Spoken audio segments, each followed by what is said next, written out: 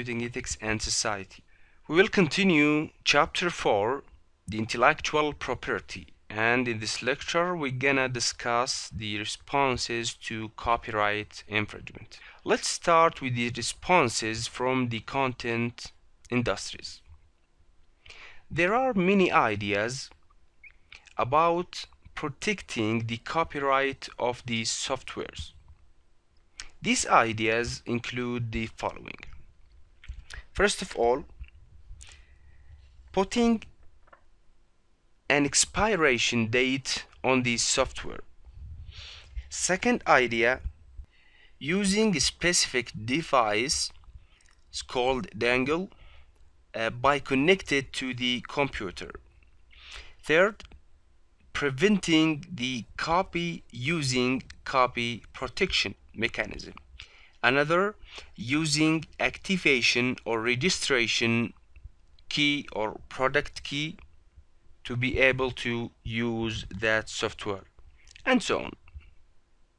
Now let's talk about piracy, software piracy. Some countries have a law that protect the copyright, but some countries do not have. There are many problems regarding software piracy.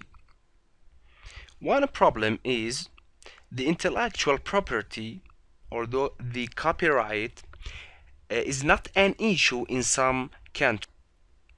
Another problem, the countries that do not have software industry often have high piracy rate. In addition, pirated copies could be exported to countries with strict laws. Also, economic sanctions often penalize legitimate businesses, not those they seek to target. Another responses include banning, suing, and taxing. To ban technology or delay technology, we may need lawsuits. Apply tax on the digital media could be useful in some cases. There are something called DRM or Digital Rights Management.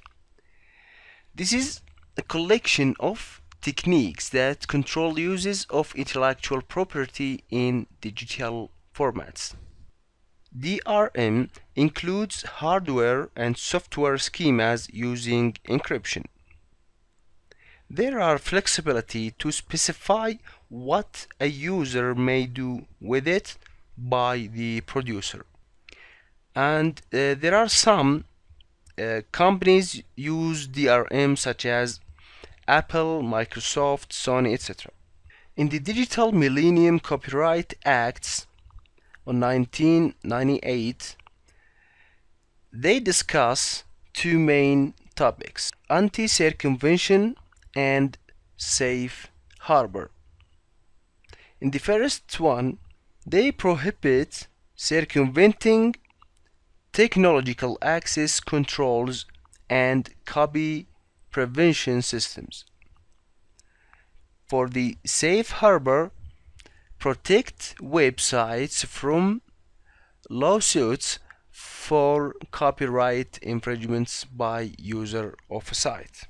US courts have banned technologies even though it has legitimate uses, while courts in other countries have not. Protesters published the code as a part of creative works. Then the US courts eventually allowed publishing of this technology, but prohibited manufacturers of DVD players from including it in their products.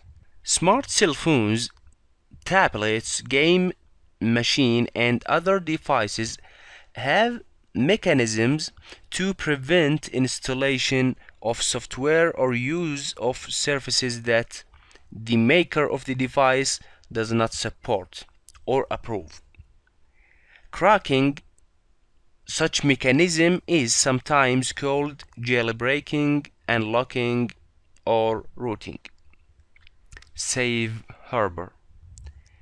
There is something called takedown notices, by which a website will not be in violation, but these notices may violate fair use.